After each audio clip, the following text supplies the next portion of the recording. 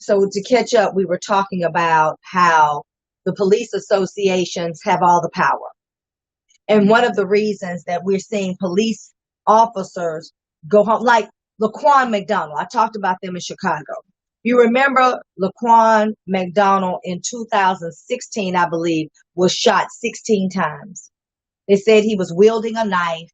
And in his wielding of this knife, this police officer, where it had to have been 12 to 14 feet between them, felt that his life was in danger, and he shot him and killed him 16 times. The first shot took him down.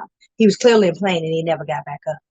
And then he shot him 15 more times. For those of you that may not understand what that means he emptied the clip. He had a semi-automatic weapon. He had 15 with one in the chamber. That's 16 bullets. He emptied the gun in this young man. Now, I said Chicago got it right. Their process was right. They didn't get their outcome, but the process was right. And that process was that they shut down the stores. They created civil unrest. There was civil disobedience. All of these things actually happened to force an indictment, which had never been done in the city of Chicago, which is corrupt and racism as it can be, and racist, as it can be. And you would think with all the chocolate faces there, a city that was created and originated by a black man. But I mean, the proverbial knee has been on the throat of Chicago black citizens forever. So that we're able to effectuate an indictment and a trial of the white police officer. Even though his partner said he did not feel threatened at all, which means I fear for my life. And the Supreme Court has made it possible for police officers, all they have to say is, I fear for my life. And that usually gets them a get out of jail free card. They literally hand it over. Here's my card. You fear for your life. Okay, go home. That's how that works, because the Supreme Court. Well, now, with Laquan McDonald, shot 16 times, the police officer was, in fact, found guilty on all 16 counts of aggravated assault, which each time the bullet, 1, 2, 3, 4, 5, 6, 7, 8, 9, 10, 11, 12, 13, 14, 15, 16. Okay. I did that because I want you to see boom, boom, boom, 16 times. So the boy's not moving. He's not getting up. It's excessive, right? All 16 counts. The judge decided to not honor the jury's decision to hold him accountable for aggravated assault on 16 counts and murder in the second degree, but in fact gave him 6.5 years in prison for murdering someone. But Chicago got it right. They just didn't get the right outcome. The process is because it's such a corrupt place. So while we are working and protesting, we need police agencies. We need a 3-point plan. I told y'all 1. I think we need a 5-point, but I'll settle for 3. 1, I want to immediately hand it over for internal review and go to the district attorney. I want administrative leave without pay to concluding an investigation. I want to be able to pick who is president of the police association. I want legislative changes. That's going to take us even more time, because I want, anytime a black person is shot and killed by any person who is unarmed, that it immediately goes to federal court and is a hate crime. That is what I want. Because there needs to be some repercussions associated with our deaths, whether it's a police officer or not. I talked last week about how last month was Asian American Month, and many of them were talking about, and they had people like, they had the guy that wrote the Crazy Asian movie. I'm sorry, I just can't think, because my mind, I'm so upset. When they had they had chefs, they had legislators, they had attorneys, they had actors, screenwriters, directors, prominent Asian Americans, and they were talking about how they felt that they were being severely mistreated because of the coronavirus and because Trump called it a Chinese virus because, he's a racist. But what I thought was so interesting is the very treatment that they have given Black Americans while these Black Americans are existing within their own communities. When they go in and they set up shop, they mistreat, they follow us around the stores, they talk to us bad, they tell us we can or cannot come in, they handle us real rough. There was a whole time they were shooting and killing us, and now you're saying you want empathy. Not just sympathy, but you feel like we should understand your plight. But you have been some of the largest minorities of creating and purporting that exact same thing. You have done that to us. And you have done that to us. And now you're saying you all should understand the way that I feel. Okay. Racism in any form of anybody is wrong. But stop asking us for our help. Stop talking about racist treatment and do not say anything about what's going on now with us. Because I have not seen anybody who filmed an Asian American dying at the hands of a white racist cop. Not yet, anyway. When that happens, we can have a conversation. I can't have a conversation about the fact that you were given reparations. You're allowed to come to this country and not pay taxes for 10 years when you open a store. And I'm required to pay taxes out the gate. And I was born and raised in this country, and many of them are immigrants. You want to talk about this country is full of immigrants. It seems like the immigrants are the ones that are creating the havoc. This man's last name was Chauvin. I don't know, Chauvin. He looked white. I don't know what he is. I don't know his nationality. His race, I'm sure he's checking the Caucasian box because he was full of caucasity that day. I just know that we came to this country not by choice. We came to this country. We did not have a choice. And all we're getting for all of our labor and all the fruit that we bear is crumbs at the table. And we're not even sitting at the table. For those of us that actually do get to the table, we're not able to order a la carte. We just get the pre-planned meal that they give us. And that is the difference between equality and equity. Equality allows you to sit at the table. Equity allows you to order what you want.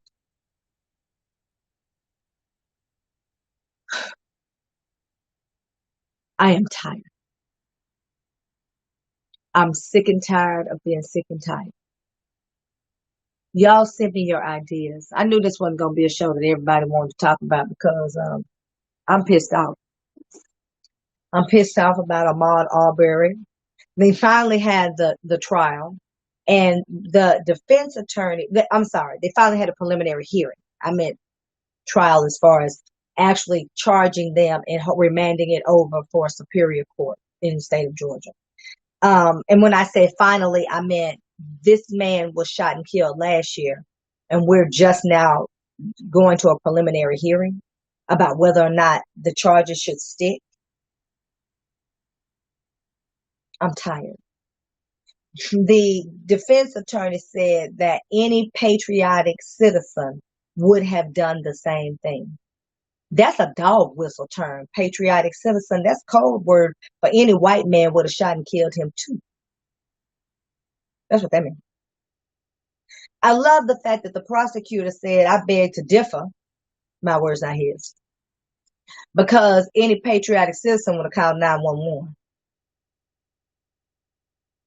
We need that kind of speaking up for us.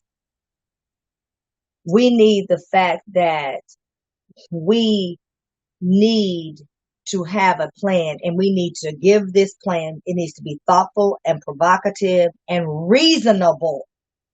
We cannot come with pie in the sky ideas. It has to be reasonable because we need one thing passed, like 1963 Act, and then come back in 1965. But we should have had a 75 and an 85 and a 95 and a 2005 because to deal with some of these things, we have not been handling this correctly.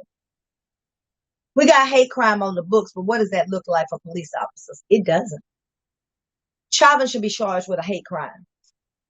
Why are you shooting and killing people in the house? It's the cowardliness of it all. We're not talking about that either. We are not talking about the cowardice that a person has to just shoot in a window. They're in the house.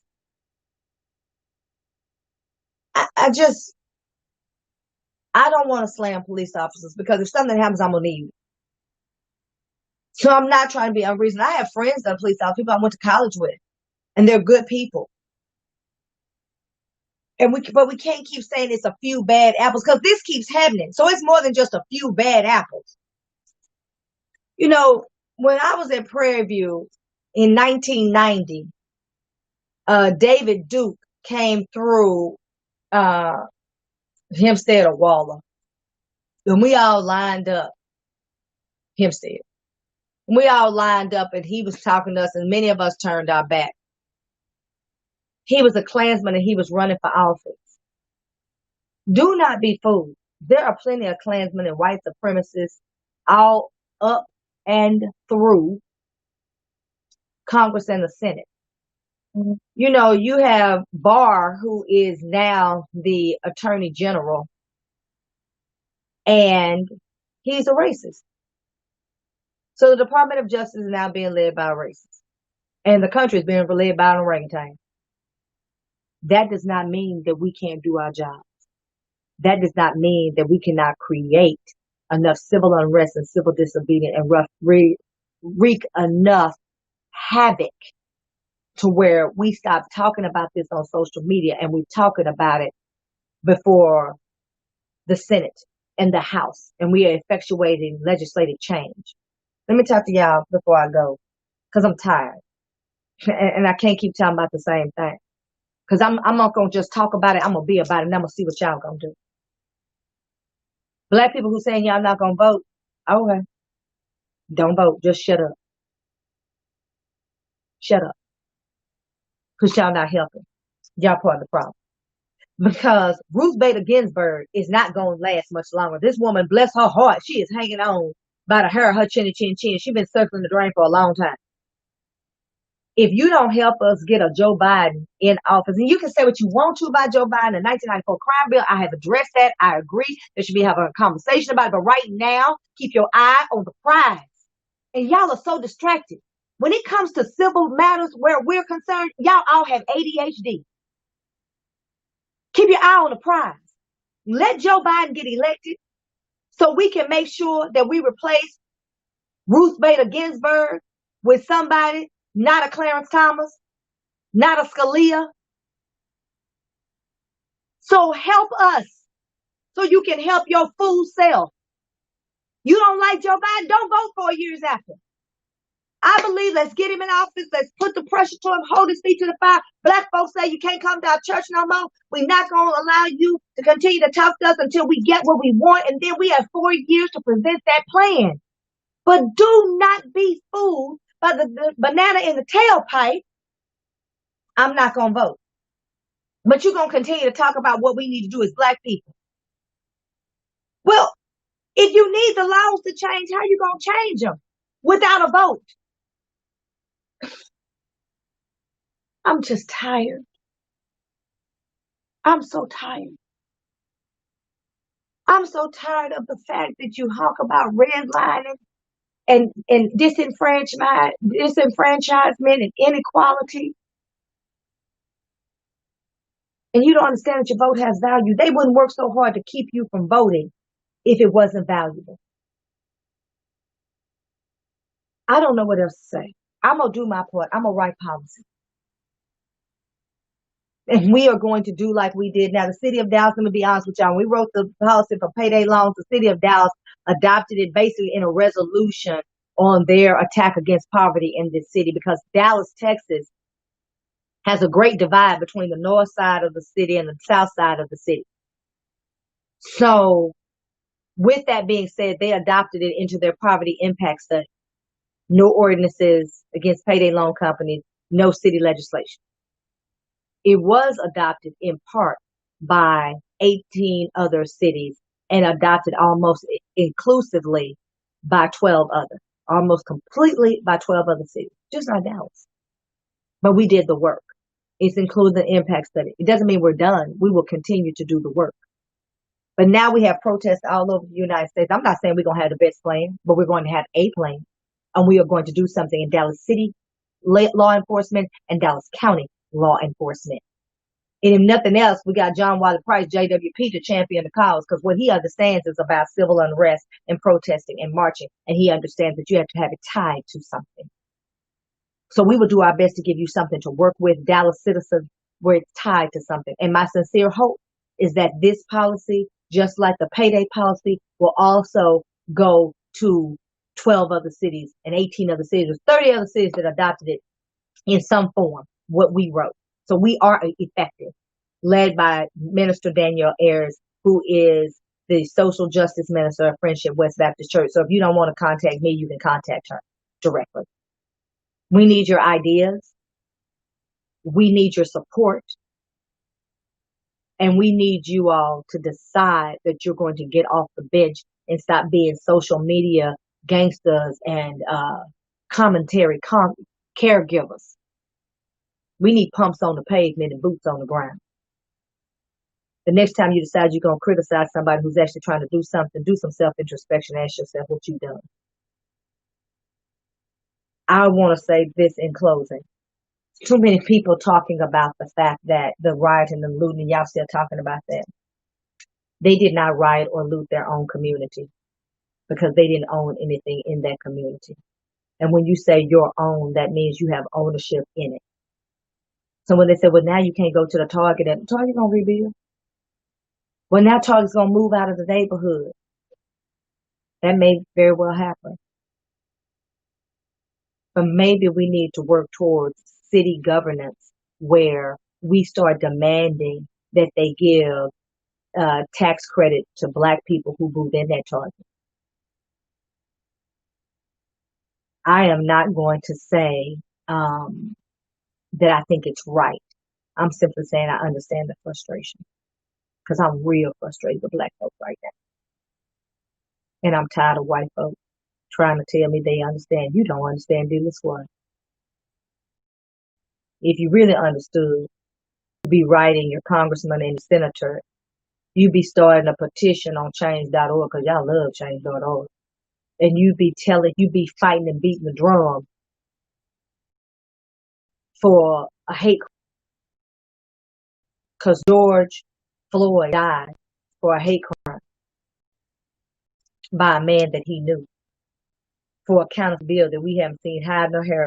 Breonna Taylor was at home risking her life during COVID-19 as EMS worker and was shot dead. And that's kind of just where is that? David Mcatee, a protester, was shot and killed. The barbecue man. Barbecue will never be the same in Louisville, Kentucky. And now his mother is added to that sorority of mothers and joins in the grief of the fraternities of fathers that had to bury their child, and no parent should do that. Arnaud Albery's mother is still waiting on line. She's blind because she can't see justice, but she's not colorblind. She sees color quite vividly. I am tired. And if you're tired, if you're sick and tired, then and these amazing people help us write policy and then take it to your prospective places. Ferguson, Missouri is another place that got it right and they got outcome. They elected the first woman as mayor, a Black woman. First time in Ferguson's history. Because you know what? They never gave up the marching and the sitting and the protesting. They kept it alive. This is going to die off until the next person is killed. And then what? This is going to die off. We've been protesting. And then what? If it is not tied to something, it doesn't have the longevity to last. And certainly not to improve. I'm tired. I know y'all are tired. I was on my soapbox today. I don't have a lot of production in the videos and all that because I'm just here to replicate. I'm just here to say some of the things that need to be said because you can't keep putting life and limb in danger for naught. It's not tied to anything worth of value. We need the National Black Caucus of Black Congress people to be really coming out with some very serious legislation. Hate crime. It needs to be a hate crime. That gets it out of state court, puts it in federal court. Game changer. Because guess what? When you get to federal court, it's all shoots and ladders at that point. It's just sentencing guidelines. Now, I'm not going to say no one ever wins in federal court. That'd be a lie. There are some, but it's not like state court. They're not walking out of there. And in that time, it's not like, you can get up to 25 years in federal court and they give you 6. That ain't how that game is played. You're going to get some real time and you're going to do 80% of your time in federal court. And since they have worked so diligently since the crime bill was enacted to make sure that it is not club fed, then we have some real time with some real folk. Okay, yeah. I'm going to go on and get off of here. I'm going to go ahead and let you all go on with your day. I'm going to see the reactions I get if you all really participate.